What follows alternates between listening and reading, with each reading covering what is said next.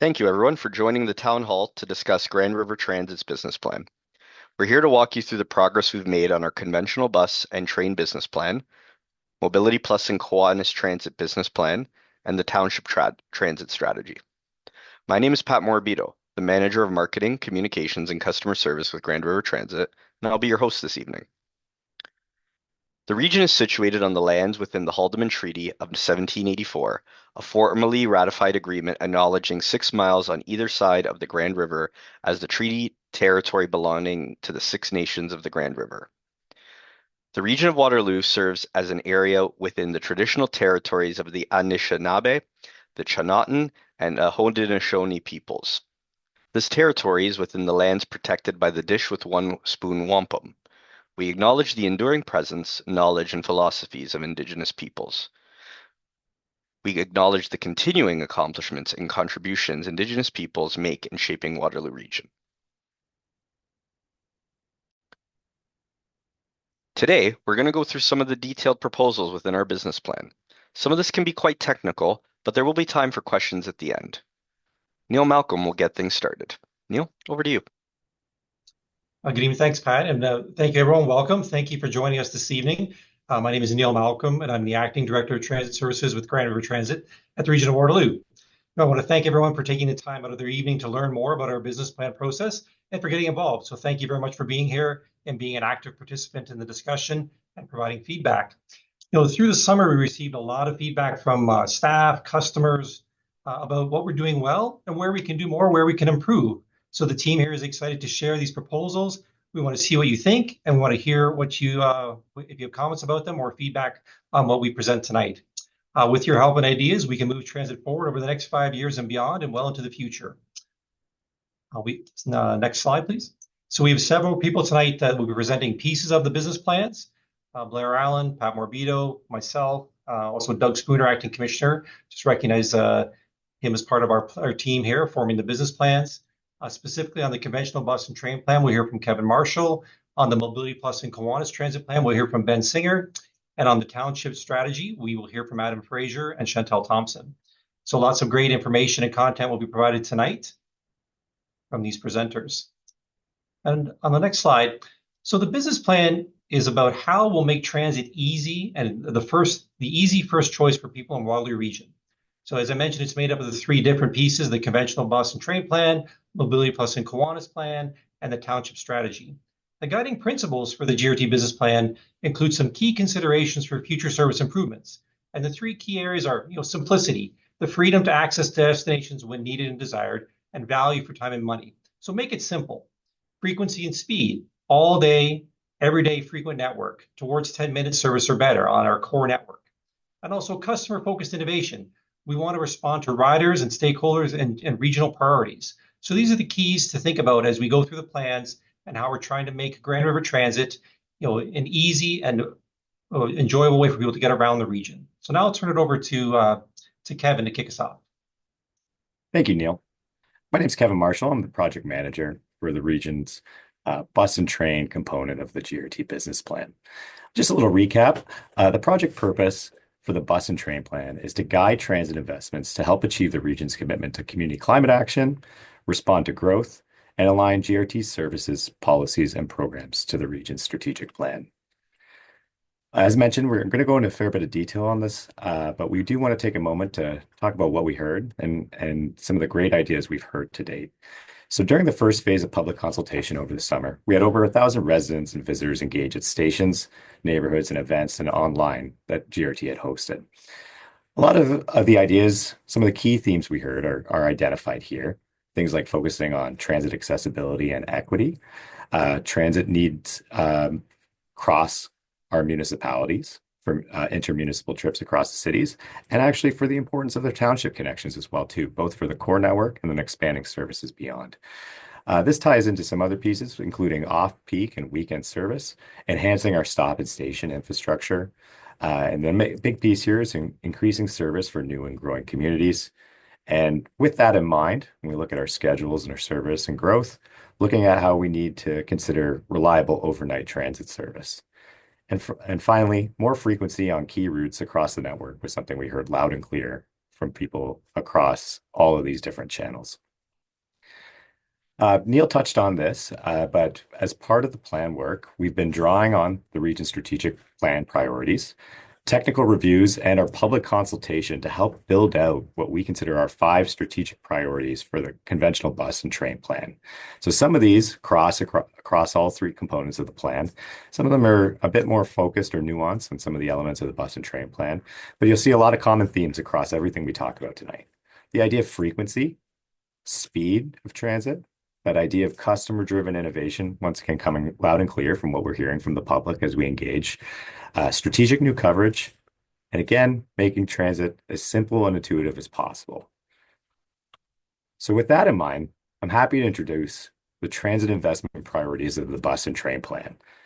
I'll walk through all of these in detail. There's a lot of content on this slide, and we'll do a deep dive into each of these. But GRT's proposed transit investment priorities are intended to help achieve the strategic priorities identified by riders, the community at large, so those people that may not be using the service today, but are interested in using it tomorrow, GRT, and of course, the region through our strategic plan priorities.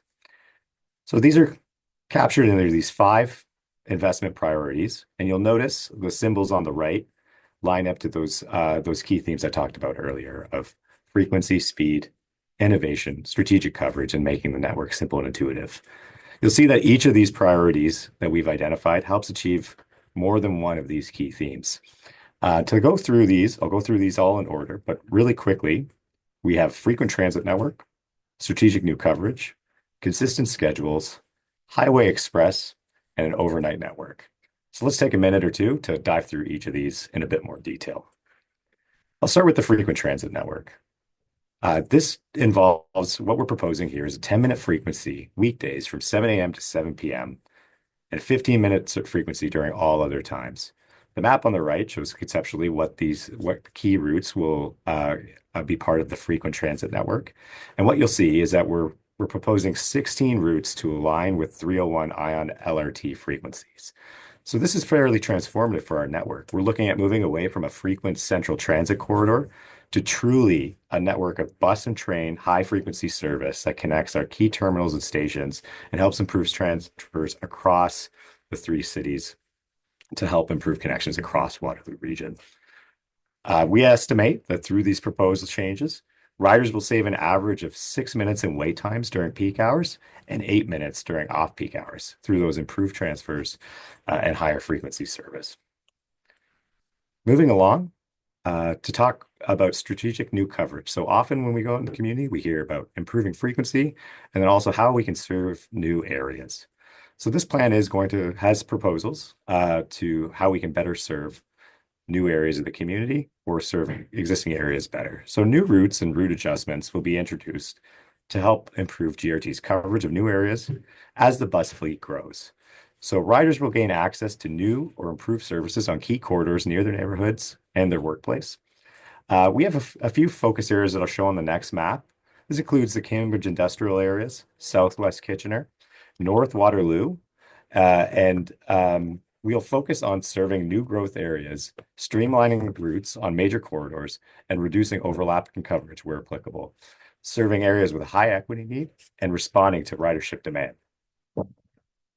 So here on the map, again, we can talk about these later on in the presentation, but this shows a really high-level picture of some of the areas we're contemplating for strategic new growth across our communities. In Kitchener and Waterloo, the map on the left shows some key areas that we're considering using our existing network to highlight what we serve today and areas that we're considering to better improve our coverage in the near future. As well, on the right, you see some areas in Cambridge, very similar map showing some of our Cambridge network, including recent network redesigns we've completed through our last business plan and as we exited the pandemic, and how we can build on the momentum of those recent improvements to continue to build ridership. Moving along, consistent schedules is another key thing we heard from the public. And really, this boils down to making frequency improvements on many local routes to reflect the community's shift away from a 9 to 5 commute. So if you listened in on our previous presentations, we talked a lot about how our community is growing and the ways people work and move around the community are changing as well too.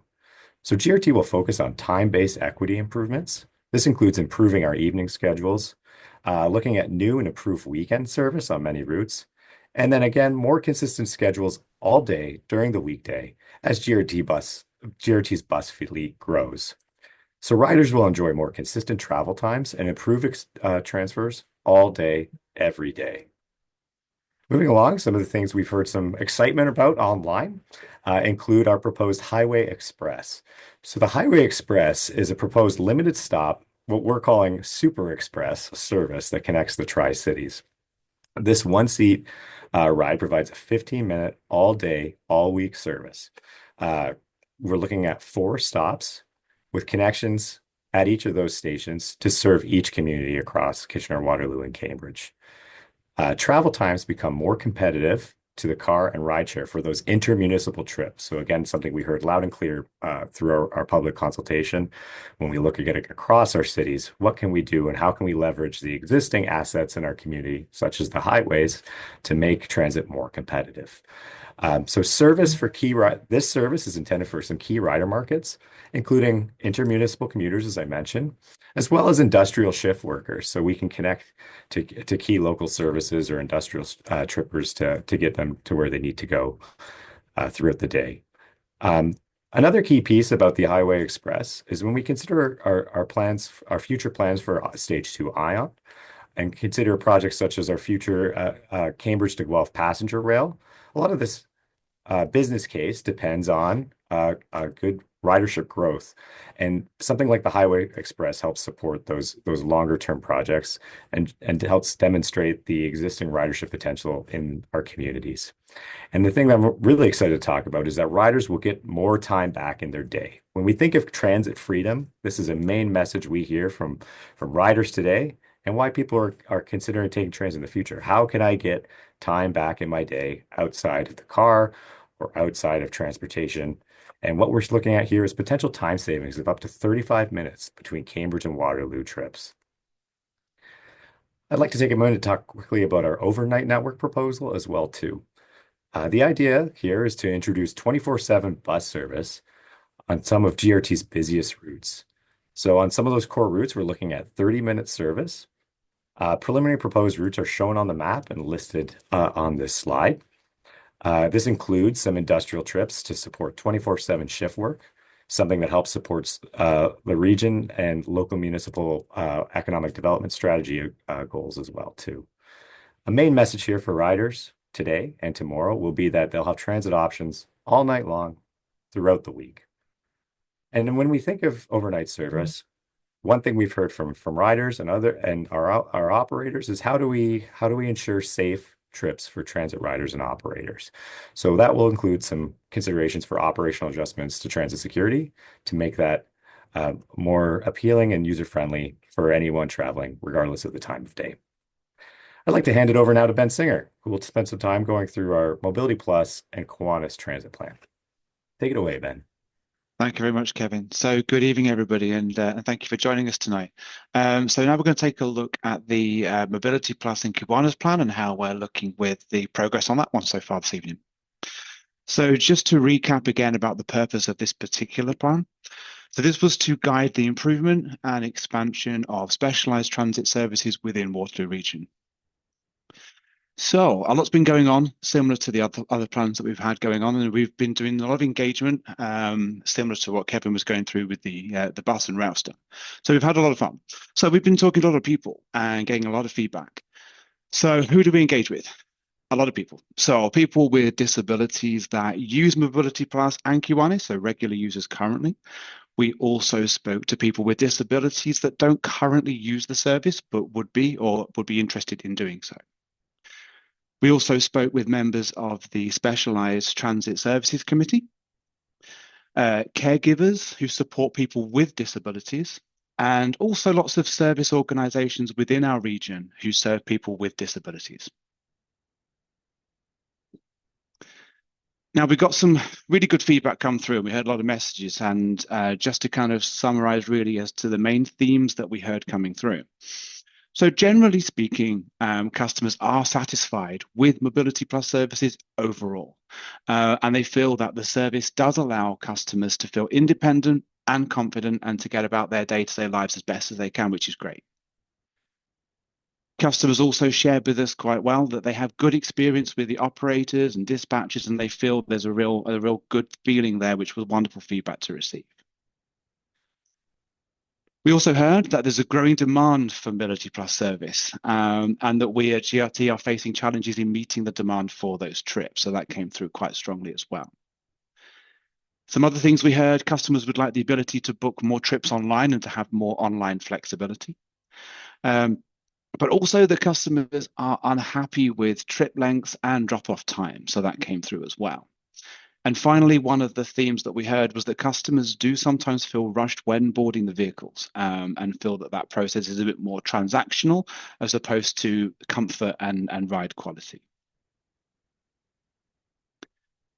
So we have some strategic priorities for MobilityPLUS based on the feedback and the consultations that we've done. So first of all, it is to improve GRT's capacity to meet the growing trip requests. Our demand is increasing and it's continuing to do so. And we want to make sure that we have the facilities to meet that upcoming demand. Also to continue to improve the service and the customer experience, and continuing the engagement and feedback loops to make sure that what we're doing is working, and if we need to make changes, to make those changes in the right way. We're also going to be looking at investigating new technology solutions to improve services. So the things that happen in behind the scenes, the things that get those trips booked, the things that make everything happen that doesn't always show out there to you guys in the public. But we want to make sure that we have the technologies to support that, to support you guys out there. Also, to better understand customer needs and improve the communication, one thing that we know we need to do more of is how to talk, how to communicate, how to best get information out there and to receive that information back as well. And also the coordination between ourselves and our wonderful partners at Kiwanis Transit. We both do similar things for different areas, and to make sure that we're fully combining what we do and that we're sharing good practices and good stuff so that we're both growing together in a great way.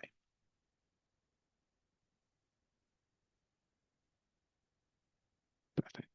So the recommendations that we've kind of come through so far from this process. So first of all, we want to look at implementing a new end-to-end technology that handles both eligibility of customers and operations to improve the scheduling and collect better data. So just to kind of give some context on that one, we use different systems for eligibility as we do for trip booking, and not always they talk very well. There's a bit of a mismatch. We want to make sure that we're collecting better information by having those systems more combined. Also, a recommendation is to hire additional staff to support the transition through to new technology and a better experience, to make sure that we have the right people in the right place to bring the right service. We're also going to investigate the possibilities of microtransit and commingling. So where flex routes exist and vehicles could serve both MobilityPLUS customers and non-MobilityPLUS customers where there is low ridership. We're also investigating the integration of tracking accessible taxis. Taxis play a very huge part in our role here and a great partner with us. And we want to make sure that we are integrating more with technology so that we're able to see where those vehicles are and we can better communicate and better serve our customers with that technology. And we also want to be able to understand how we can engage more with a broader customer base with diverse disabilities. We're looking at ways to how we can serve as many people in the best way that we possibly can. And as I mentioned before, looking at ways for ourselves and Kiwanis Transit to better coordinate and to better make things better for everybody. We're all one region and we want to make sure that we're learning and growing together in the best possible way. Wonderful. So that's it for me this evening. Thank you very much for your time. I'd like to hand over to Adam. Thank you. Thank you, Ben. Good evening, everyone. My name is Adam Fraser. I'm a principal planner with GRT leading the Township Transit Strategy. So the goals of this strategy are to expand and or enhance existing rural transit service to effectively and efficiently meet the needs of Waterloo Region's rural residents, and consult with our townships to design and cost improved transit services, considering the various options to meet the unique needs of each township. Now, relative to the other aspects of the business plan, this strategy is a bit more detailed. In our summer community engagement, we proposed a collection of services and concepts and options that covered all the region's townships. We've since used both public input and technical expertise to refine and improve on what we initially proposed. Before getting into our proposals, refined proposals, I want to first touch on the three key types of transit services that are relevant to our discussions. Fixed route transit is your traditional bus service where the passengers walk or roll to fixed stops. There's a schedule, defined routes, and this is best suited for areas with consistent demand and travel patterns, but not necessarily suited for areas with lower density. An example of this in our townships is Route 21 servicing Elmira and St. Jacobs, and most of GRT's network is made up of fixed route services. Next is flex route transit. It's much like fixed route, but it can deviate off of that fixed route when requested, typically designated to designated flex stops. The fixed portion is best for higher demand areas, with the flex portion for areas with inconsistent or low transit demands. Route 77 serving New Hamburg and Baden is an example of a flex route service. Now, on-demand transit is a shared ride service with no fixed route or schedule. Instead, there's a defined service zone in which passengers can be picked up or dropped off within, booking on an app, online, or by phone. On-demand can be used for trips that start and end within the service zone, or it can be used to connect to fixed routes beyond that if someone's travel needs take them beyond that zone. Route 79 in Breslau is an example of an on-demand service. Touching a bit on what we've heard in our community engagement over the summer, we learned that there's a general preference for fixed route transit. Folks shared different routing considerations, preferred connection points, and times of day for travel needs.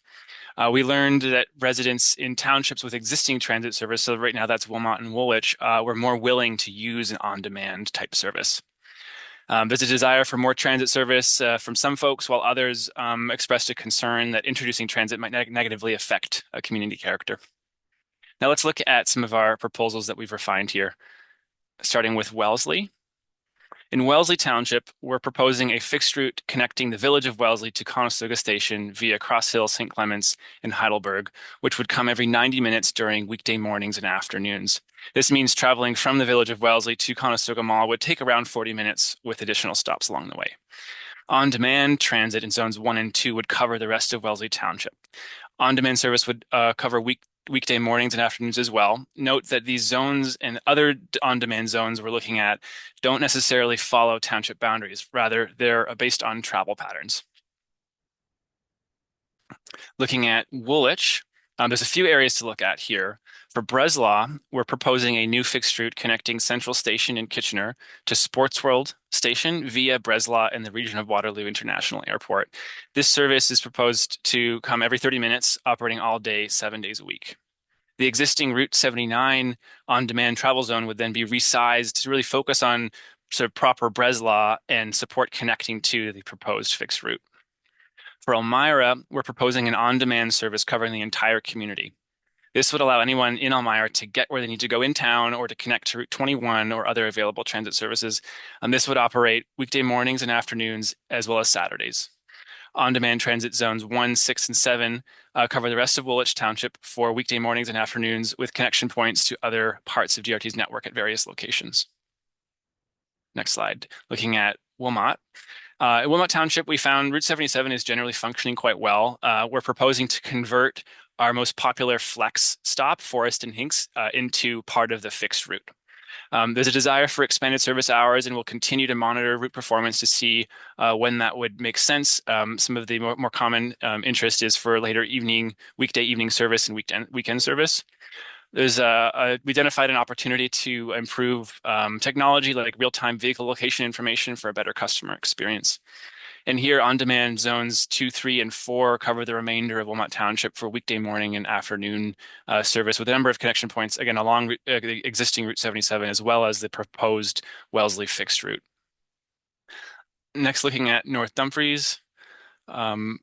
Yeah, our proposed service this time is quite different from the initial options we presented over the summer. Our engagement helped us better understand the challenges of providing fixed route transit in the Village of Ayr due to regular interruptions from trains crossing Northumberland Street and other at-grade crossings. The revised routing here overcomes those challenges while maintaining a fixed route service connecting the Village of Ayr to the 401 Business Park and then to Conestoga Dunes Station, which would come every 90 minutes during weekday mornings and afternoons. On-demand zones 4 and 5 cover the remainder of North Dumfries for weekday mornings and afternoons as well, with connection points along the new proposed fixed route and Ainsley Terminal. Next slide, please. We have some upcoming open houses. All of these open houses are running from 4:30 to 7 p.m. The first one is in a few days, this Thursday in Wellesley, and then 3 others next week for each of our townships. So come drop by and chat with our team. We're looking forward to having more discussions on township transit. So thanks for listening, and I will pass it back to Neil.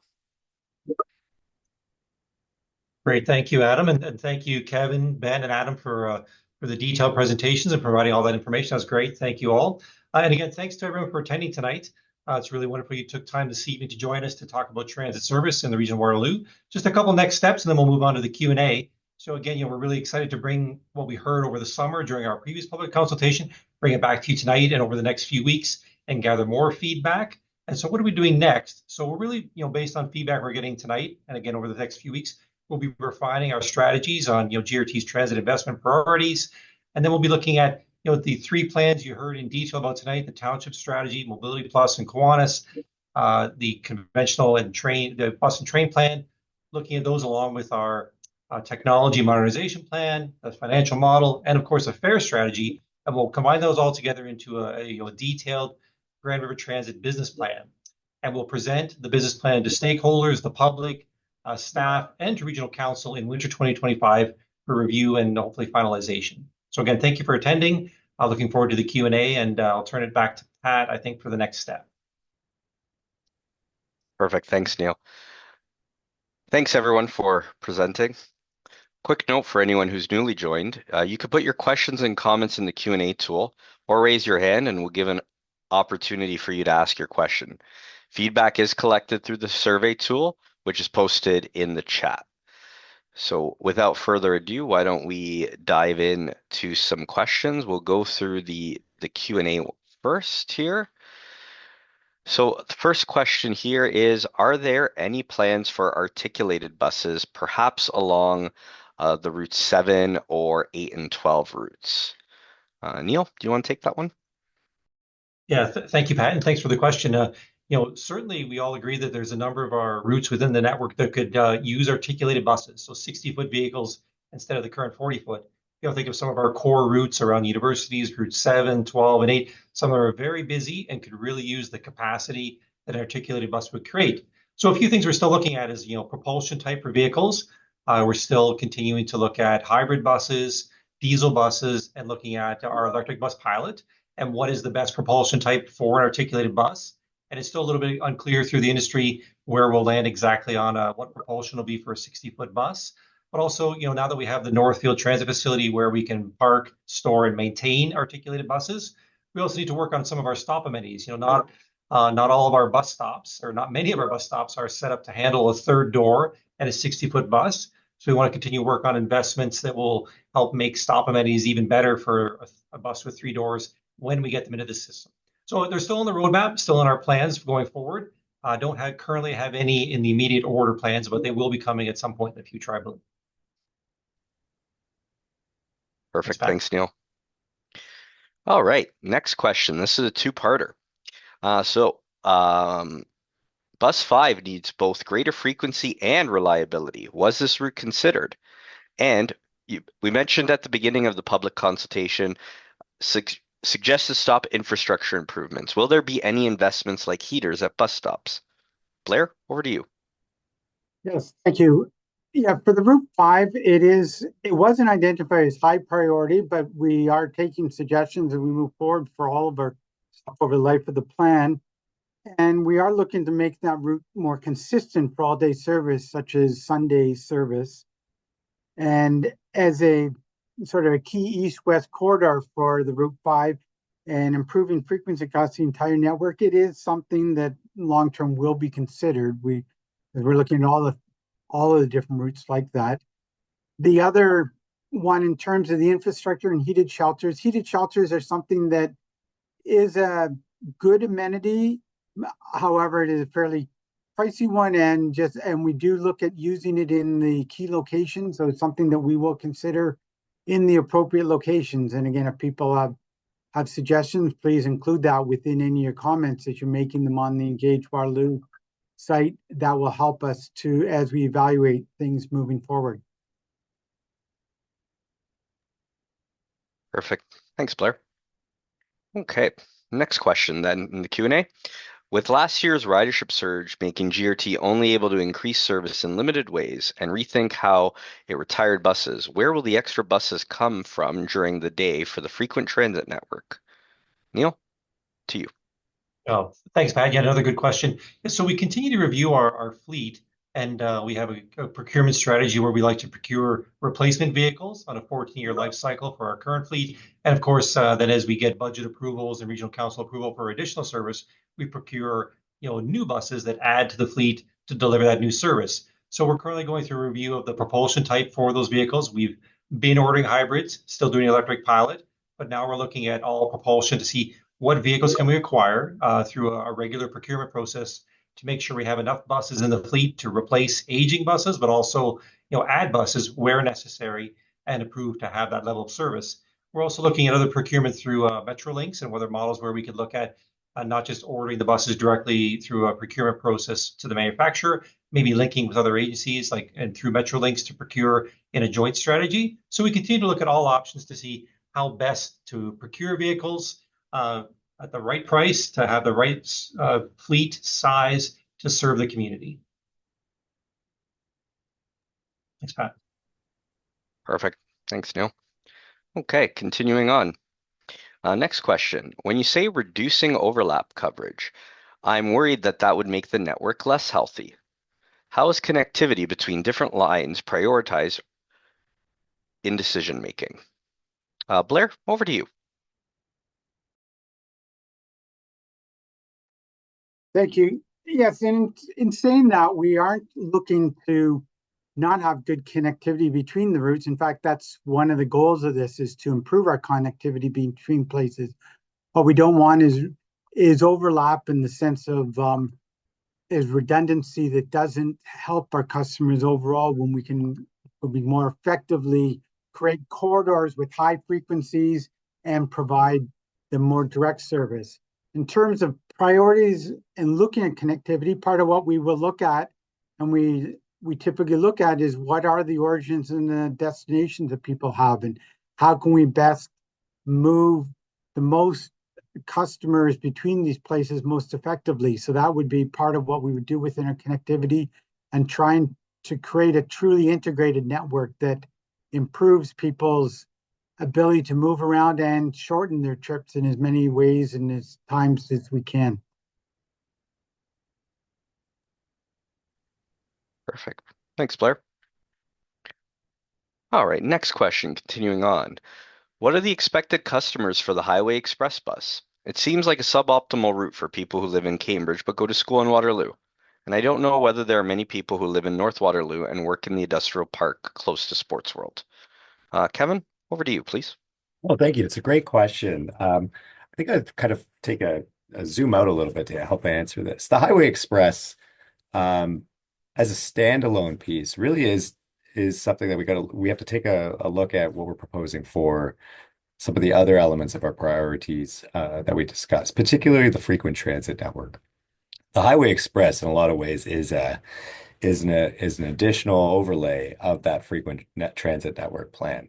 That idea that you could now have a high speed, frequent service connecting the three cities with key services to most of the remaining frequent transit network. So I'm hesitant to comment on a specific customer base other than some of the elements we highlighted, such as commuters across the three cities, as well as some of our industrial trips as well too. But the idea here is that we're really trying to illustrate that The Highway Express, combined with the frequent transit network, helps enhance travel times almost across Cambridge and for many areas of Kitchener and Waterloo. So it's the idea of elevating that concept of transit freedom for all riders and all rider groups. So some of this information is highlighted in how we see intermunicipal trip patterns and some of the local travel data that we collect across communities. And again, really something we heard loud and clear in our public consultation as well too. But we really want to drive home that message that we're elevating travel times across the three cities, and particularly with a focus on enhancing travel times for those traveling to or from Cambridge specifically. I hope that helps answer the question. Thank you. Thanks, Kevin. Continuing on the theme of the Highway Express, Let's do it.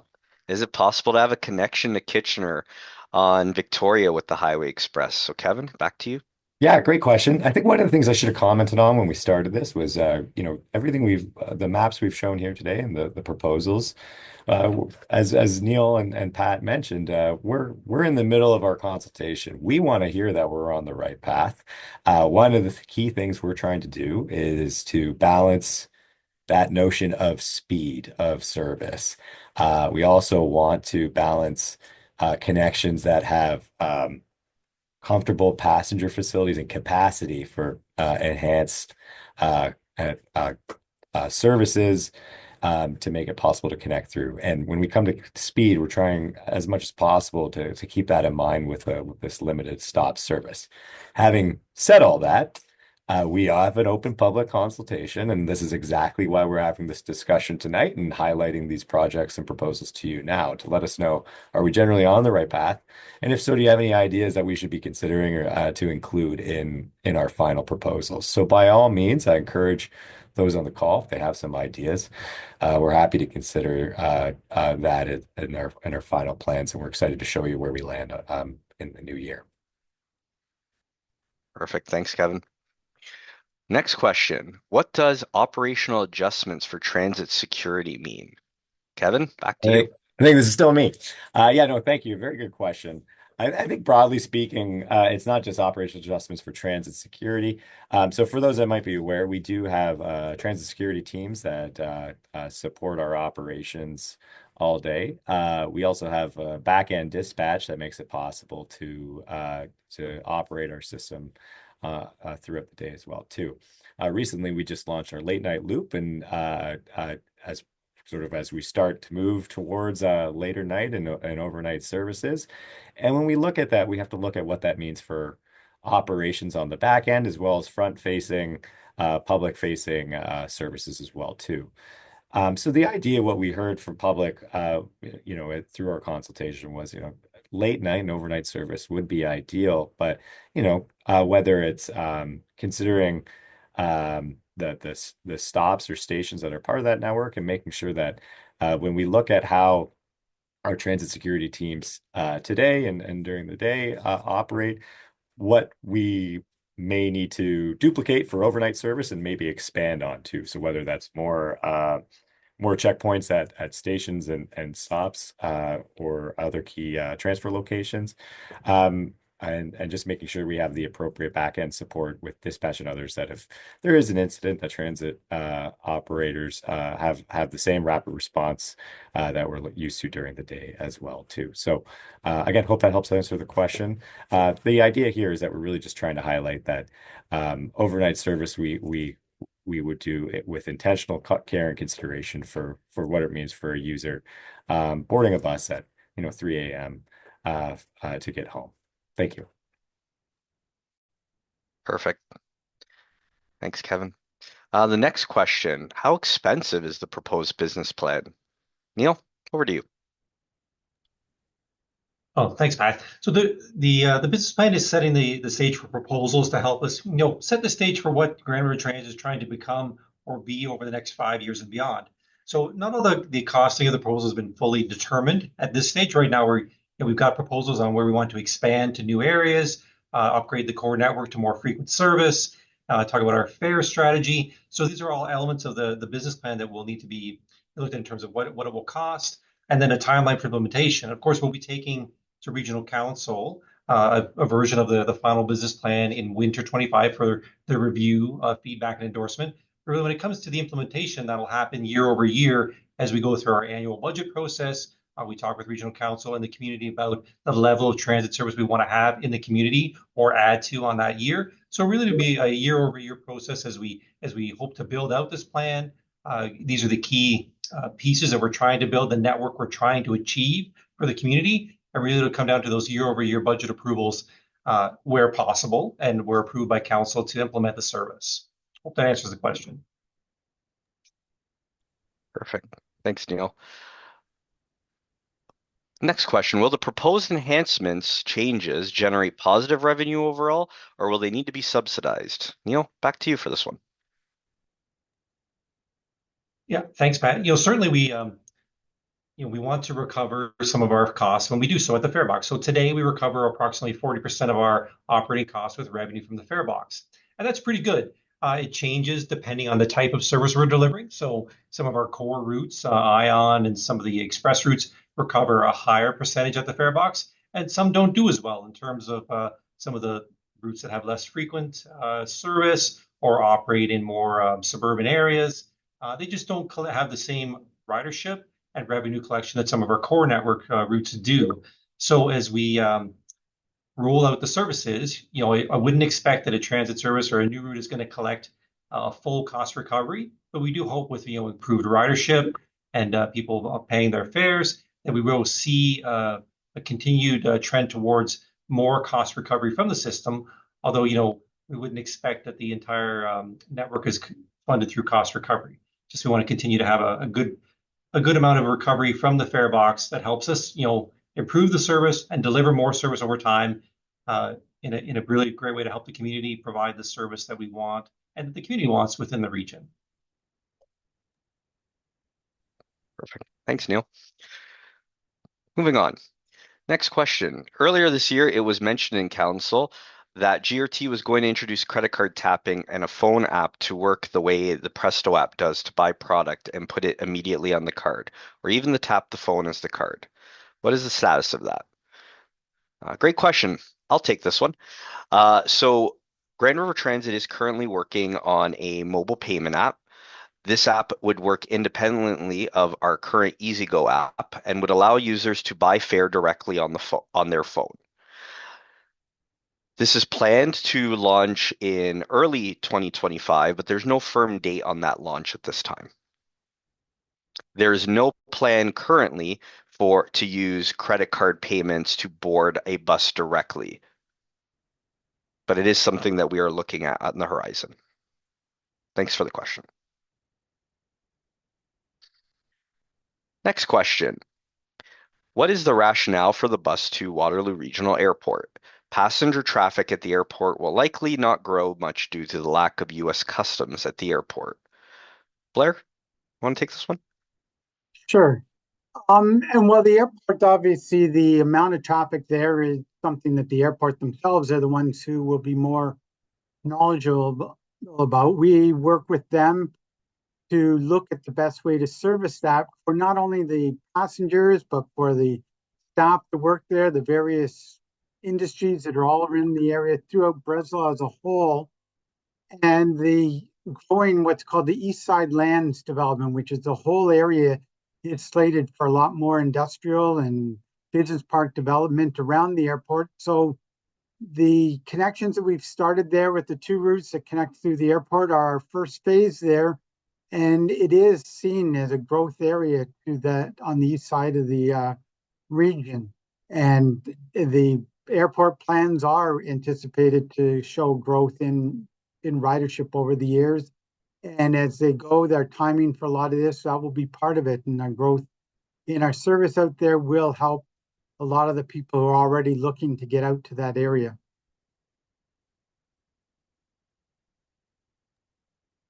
Perfect. Thanks, Blair. All right, continuing on. Would the Highway Express route use bus lanes or dedicated bus shoulders? Kevin, want to take that one? Yeah, I can take that. So again, the initial proposal here is to use uh, one of our biggest assets in the community, our highway network, and which can sometimes be a challenging barrier. But in this case, is something we can utilize to transit's advantage to enhance speed and connect communities. When we look at our options for we typically call transit priority or opportunities to for dedicated transit ways. Um, we are fairly limited at the moment to we do have bus bypass shoulders on many segments of the highways we're proposing to use. However, those have to be legally used only if speeds are below a certain level. So this is we have an opportunity there to maintain some service reliability in the event of major congestion or an incident. But this is something that we'd be relying on at least initially here too. So um, I hope that helps answer that part of the question. Thank you. Thanks, Kevin. Okay. This plan overall is amazing, and I fully support it. How do you expect council to respond to the increased funding? Neil, to you.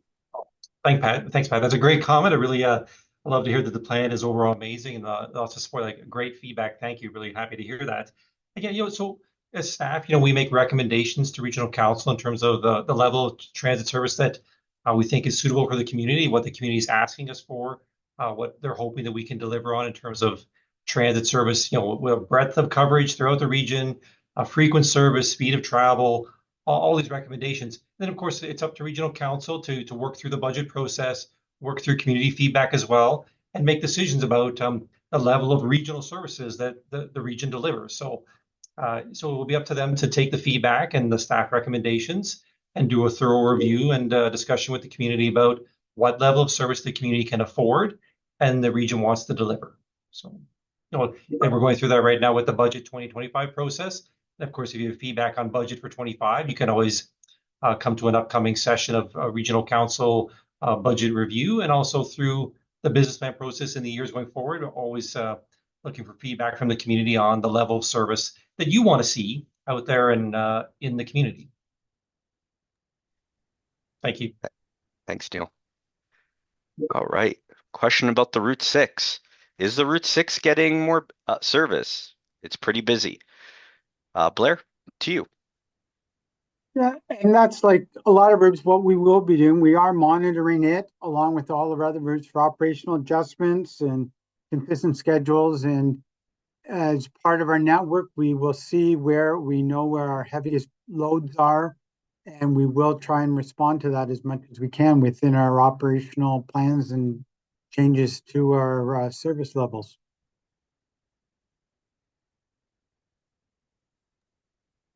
Thanks, Blair. All right, next question. What is the timeline for these plans, assuming council approval? When could we expect to see things such as the Super Express or regular overnight service to actually be implemented? Kevin? Oh, thank you. And I get the opportunity to encourage everyone to participate in our survey and get the message out about the survey as well too. So, when we look at the plans we propose to you, uh, our plans were built looking at what was technically achievable on a 2030 horizon as our starting point. Now, to be realistic, we are one of a number of competing priorities of regional council and the community as a whole. So, we have modeled technical pathways, and the priorities we've identified in this plan are achievable on the 5-year horizon. But we are looking for you and the public at large to participate in our public survey to help us prioritize elements of this plan, to help us frame where we get started. Now, having said that, some elements of our plan, as I mentioned, for example, the Highway Express, depend on a balance between improving our frequent transit network to make that Highway Express useful for connections and across communities. Now, having said that, it's our job to balance the prioritization we hear from the public with that, with what we can achieve, what elements we can achieve sort of in parallel, and what dominoes may have to fall after others based off of competing financial pressures or the realities of our fleet. So we mentioned a couple of things when it comes to daytime service. A lot of that is dependent on our fleet expansion as well too. So you've probably heard over the last 2 years, we've had every vehicle out in service throughout the day at peak times. And so when we look at where we can be strategic in making those incremental improvements in the short term, we have a lot of opportunity outside of the peak hour or the traditional morning rush or the afternoon rush. But having said that, we really want to balance those elements of it. So where can we put those resources? We're looking to you to help us prioritize some of that work, and then that helps shape our plan to council that, hey, we have a technically achievable plan here that we can lay out over a 5 year. If there are elements of this that for various reasons need to be reconsidered over a longer period of time, here's what we've heard from the public on what needs to happen first and what we can achieve to help meet those priorities of the public as well too. So again, it's a really big push here for you to help us prioritize what we've laid out in this plan today. Thank you. Thanks, Kevin. Switching gears a little bit, is there an update regarding the future terminal on Victoria Street? And is that coming after LRT Stage 3? Neil, can you share an update on that terminal? Yeah, thanks, Pat. Certainly, planning work continues on the Kitchener Central Transit Hub, working with our partners at the province and Metrolinx in terms of what's the full scope of the plan and laying out timelines and options for funding of the transit hub.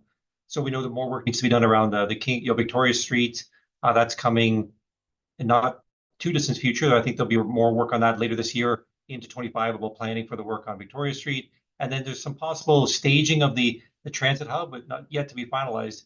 Maybe a near-term access for a transit loop and some bays on Victoria Street, and then longer term, the full facility, the full integration between Grand River Transit, conventional bus, Ion, and Go Bus and train service. So it's a staged approach, still looking at the planning and funding opportunities, but it's still a work in progress, I'd say. Thanks, Neil. Is there any plan for better or direct option between Waterloo Region and Pearson Airport? Blair? Yeah, thank you. As an area, as Pearson is outside the region itself, it is something we work with Metrolinx on, as they are the operators of GO Transit, and their real main goal is the service to connect municipalities more than what we would do, which is internal to the regional Waterloo.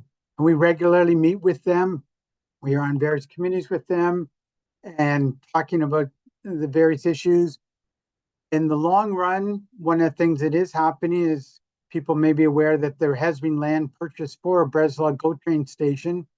There's no timing or funding for development of that, and that again will be something that Metrolinx will be taking the lead on, and we will be working with them. And as that occurs, that will give us other opportunity to connect to Pearson, especially as they look at work at the other end towards around Pearson and potential improvements to the train links there.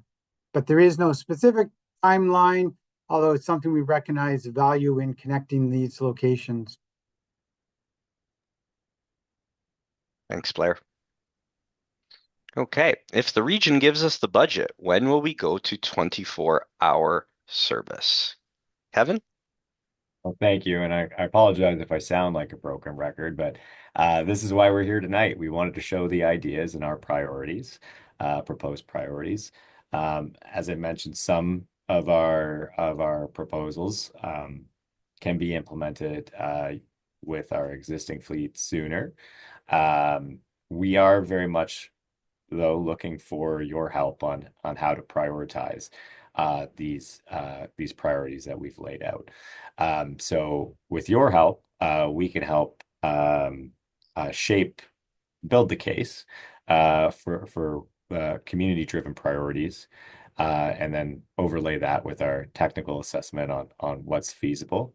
And again, as you mentioned in the comments, that largely dependent on the budget and financial situation we're able to bring forward in a future year. So I can't commit to a timeline, but with your help, we will be able to prepare phasing for when we present the final plan in the new year. So really encourage you to help us do that by prioritizing the bus and train components on our survey as soon as you can. Thank you.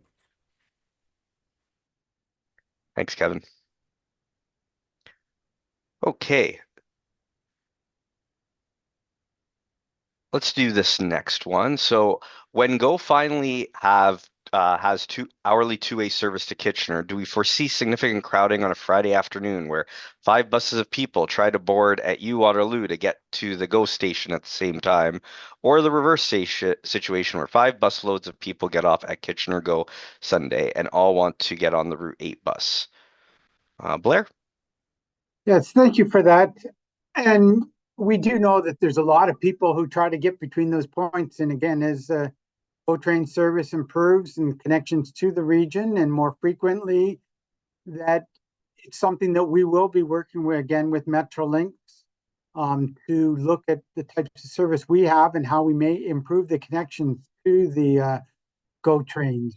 One of the issues will be obviously the timing of it and when they do start that service, and remembering that with the Kitchener Central station that is being developed, as it occurs, that the GO trains will be connecting at King Street, which is right above the ION platform, which means that we will be able to connect people to the train, to our ION trains, meaning that we will have a greater capacity there, and you won't necessarily have the same crowding issues that you might have if we have to deal with single buses connecting off of a GO train. So it is something we'll be working with Metrolinx, and as their timing is more firm, and as we develop the station and all the other elements, we'll look at how best to accommodate any peak demands that occur. Thanks, Blair. All right, continuing on. Next question. I think the express bus should end at University of Waterloo instead because that can connect routes that go to the west, routes 202, 29, 13, 31, and being at a population center.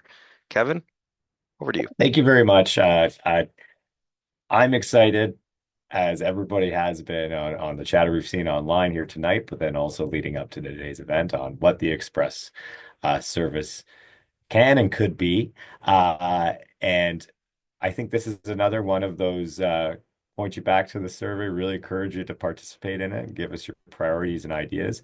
I will flag back to our priorities for this particular element of the bus and train plan. GRT has limited options when it comes to truly looking at speed. This is one element where if we anchor on the highway and our station capacity at or near highway locations that happen to have key frequent connections from those stations to other population centers, we do have a great opportunity to enhance speed when we're thinking of intermunicipal commutes across the three cities. That isn't to say we couldn't deviate from the highway, but like the name implies, we are envisioning a service that largely utilizes what we consider from a transit perspective anyways, an underutilized opportunity to use our high-speed corridor, the highway, to make faster transit possible that competes with the car. So we are balancing with that against station locations and opportunities and maintaining that concept of limited stop. But again, really encourage you to share that. Of course, we are noting this tonight, so just want to make that clear too. We hear you tonight. Encourage you to include this in your commentary in anything that you submit online as well too. Thank you. Thanks, Kevin. All right, with the increased frequency of certain routes, will the region consider dedicated bus lanes, especially on University Avenue? Blair? Yes, the general answer is yes. But what we are looking at and if you go back even to our previous business plan, it's something we flagged, is the whole issue of transit priority and how can we best move buses more consistently and faster along any corridor? And part of that is one way of doing that is with bus lanes. Another way is with queue jump lanes. We've got a number of those right now in different locations. The latest one we added was at King Weaver Street going southbound. We have others that are doing, so we have an internal group that is working cross-divisionally with between transit, our transportation planning staff, our signals group, and so on to look at how can we create and use various methods of transit priority to make a more consistent travel time and a faster travel time. And one of the highest levels of that obviously is bus lanes, where we would have our own dedicated right-of-ways. And we will look at that. University Avenue is one corridor. We're looking at around Victoria Street, around the future Kitchener Central Station, and any other places that we have. There isn't a specific plan for any right now.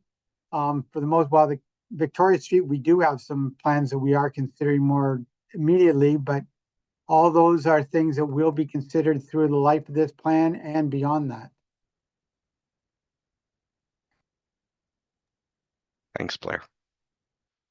Okay. Back to the Highway Express. So what is the feasibility for Highway Express bus to the west? The example quoted here is Cambridge, Sunrise, and Boardwalk. Kevin? Yeah, I think we're excited that the public's excited, and hopefully, we can get moving on our proposed priority service. But the idea here is that this hopefully will serve as a proof of concept to look at how we can utilize, our western side of the highways too. So again, for those that may be familiar, we do have some stations serving our western end of the community. They also provides the opportunity to provide more faster frequent connections from new growth areas near Sunrise Center and beyond to services across the community as well too. So I I wouldn't say we've done the in-depth, highly detailed feasibility study, but I think it is definitely on our radar as a potential future step once we can work on this. Um, if and yeah, I would say that would be our key piece here is that consider this our first element of a highway network, and we're excited to see where this takes us. Thanks, Kevin. All right, continuing on. Is there any plans to have more reliable service in the evening? I find going to Waterloo to be reliable in the morning or afternoon, but when I come back, I find buses become delayed more frequently. Kevin, you want to take this one? Yeah, I think this is the big motivator for what you saw in our consistent schedules component of our transit priorities that we discussed here tonight. We heard from many people who talked about that. Yeah, the service is excellent for me when I start my day and I move through the community. But I work a unique shift. I finish my day later in the evening, or I'm trying to pick up my kids. And suddenly the trip that, if I'm working an earlier shift, is 30 minutes. Now my trip home has extended to 45 or more. And that's really leaning into that idea we discussed earlier of transit freedom.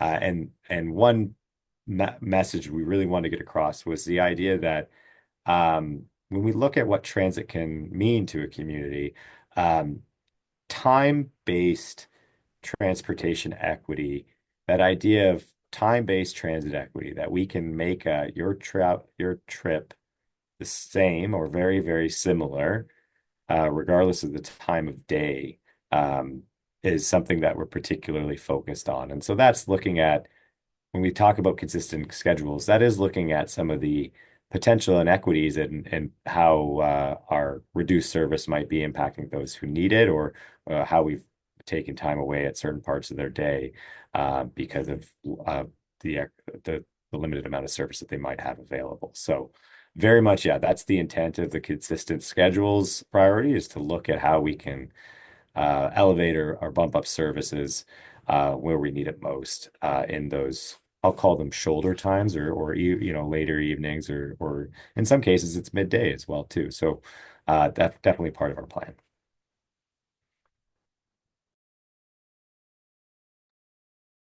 All right, thanks, Kevin.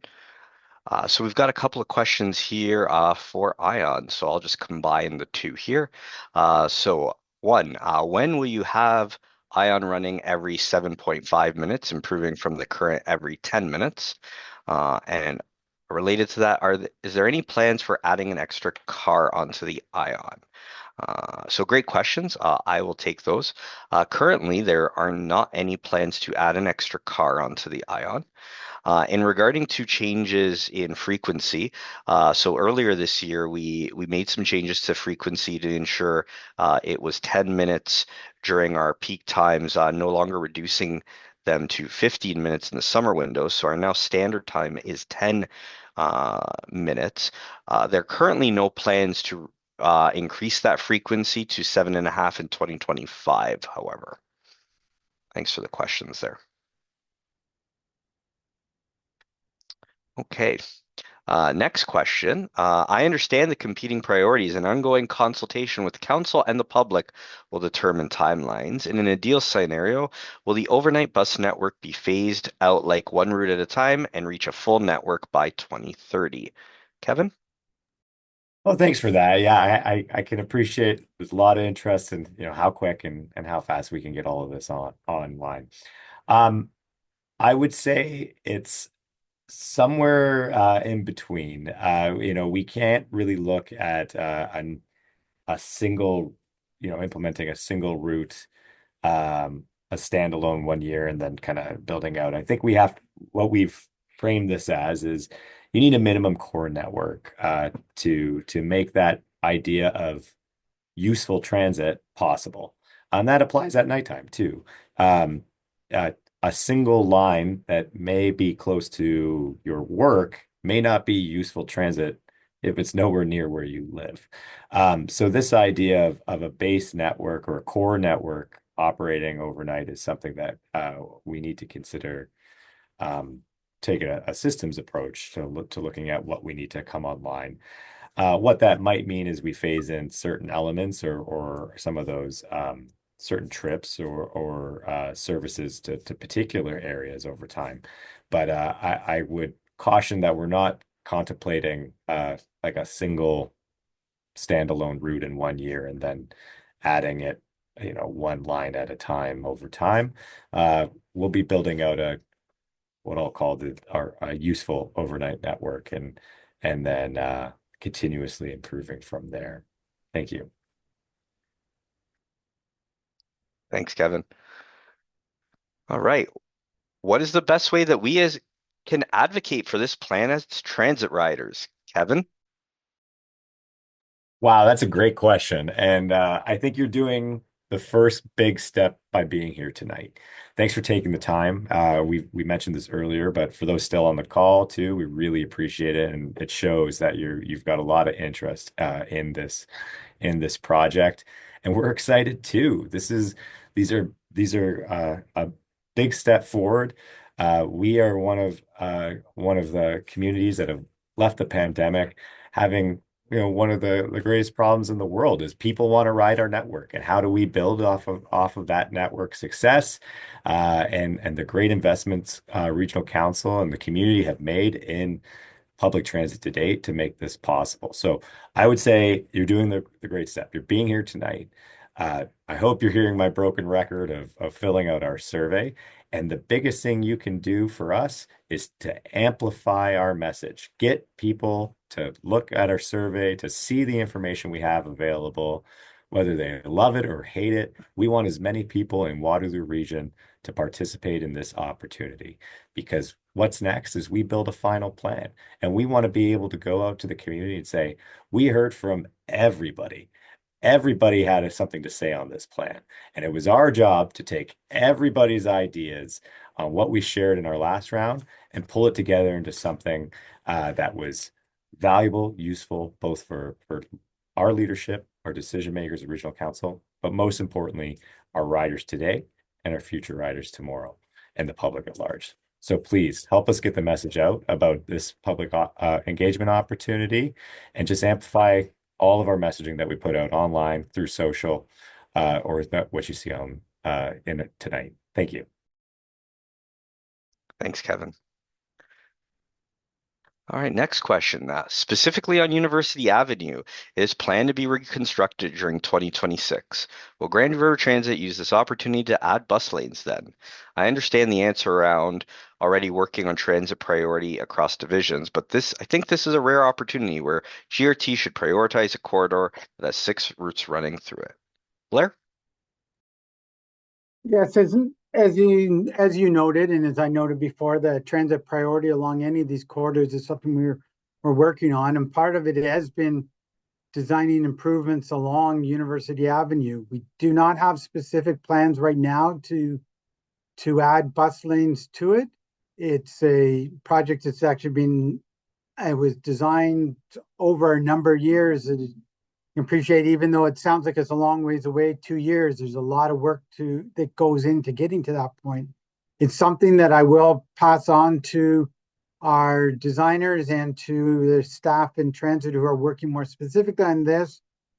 But part of it, and even if we redesign it and build it with the 4 lanes of traffic, that does not preclude future simply changing one of them to a bus only lane or a high occupancy vehicle lane at some point. But specifically, we haven't done that, but it's something we can look at down the road.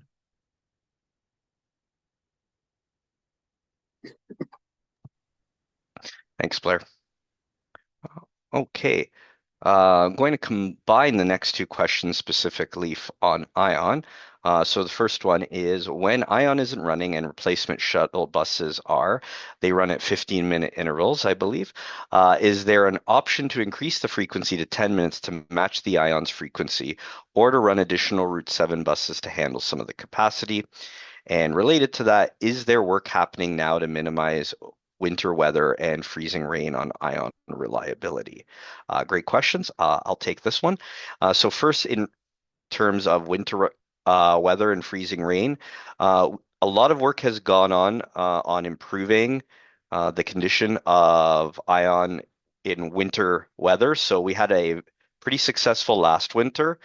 We can advise that all trains now have scrapers on them, along with heated overhead wires to help minimize the amount of ice that builds up on the overhead wires. We continue to work with our partners at Kiwanis to have a winter strategy to make sure that those trains continue running through inclement weather, along with running trains with scrapers in advance during a ice storm to prevent accumulation of ice on the wires. So we've made a lot of strides in our winter plan. We saw successes last year, and we expect them to continue on into this year and beyond. In regards to replacement shuttles, so this one is always a bit tricky. So when an ION disruption happens, our priority is to try and get out there as soon as we can to get those replacement shuttles going. We definitely aspire to have them running at a minimum of 15-minute intervals, if not faster. The challenge is obviously when competing with traffic, it is very difficult to mirror the ION schedule, but we do as best as we can. So it is difficult to commit to a specific frequency during a replacement scenario. Our replacement strategy is all about getting people moving while the disruption is in play. Thanks for those questions, though.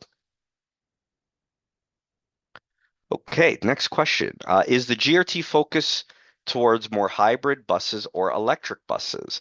Has GRT decided on what direction it wants to go with that? Kevin, to you. Yeah, on my other hat, I have had some experience. Some of the project team members you see here tonight are directly involved in our A-bus pilot work. I'm going to speak to this a little bit from just want to emphasize this is about current e-bus technologies. So the current e-bus vehicle technologies as well as the charging infrastructure technologies. So when we look at our current near-term vehicle replacement and expansion schedules, there are technical and operational limitations of e-bus technologies today. We laid this out fairly comprehensively in a recent report to council, but just to kind of to highlight at a very high level, the current e-bus technologies and charging infrastructure have some significant operational limitations for us today. This becomes particularly highlighted when we look at something like what we're proposing tonight, which is, nothing surprising here. We are proposing significant transit investment to achieve the region's strategic plan for transit priorities and to respond to growth. So we're looking at a replacement schedule that needs to be achieved, as well as an expansion schedule that needs to be accelerated to meet this to make this possible in the community. And so, in a lot of ways, current electric bus technologies are sort of in an intermediate step. They're still evolving and and improving over time. So what we've proposed to council with council support, we are proposing to build out our bus procurement strategy that considers all vehicle types and models. I believe we talked about this a little earlier. But the idea here is that we're, equipping GRT with the most viable and fiscally resilient fleet. It helps maintain service levels to expand our customer demand and strategic priorities. It helps ensure a safe and reliable transit network that provides car alternative options. This is a long-winded way of saying we're keeping a lot of options open when it comes to our vehicle choices for the next 5 years and beyond. However, we have built out and expanded our hybrid vehicle fleet, and that continues to be our main interim decarbonization strategy while we monitor the future improvements in e-bus technologies. And just because I've got the mic, I can't help but mention that, transit, yes, decarbonization of corporate assets in our fleets is definitely important. But transit is very much the original and best carpool.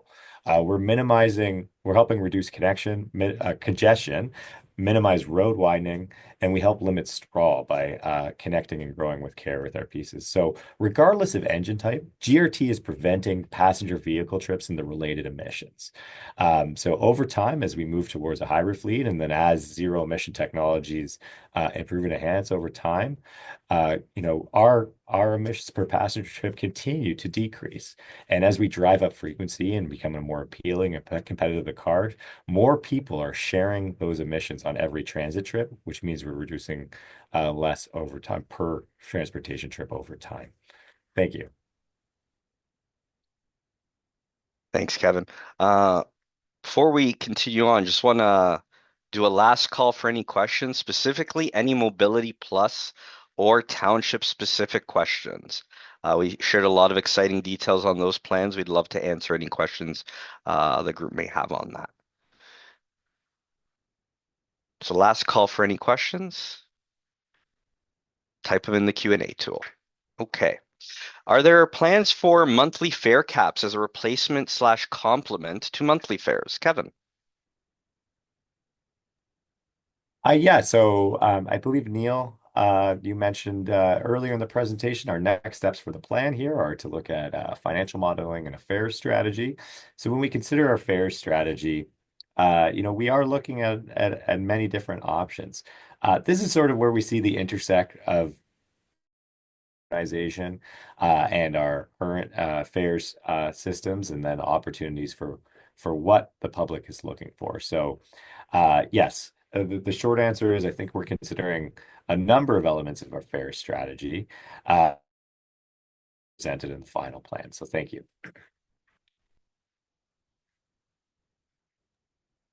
Perfect.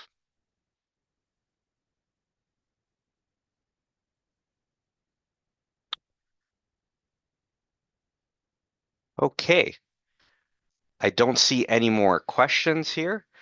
So On behalf of our team, I want to thank you to everyone who took the time to join us tonight. Please remember to fill out our survey using the link in the chat. We will continue to collect feedback on the plan throughout the month of November. Thank you everyone for attending and have a great evening.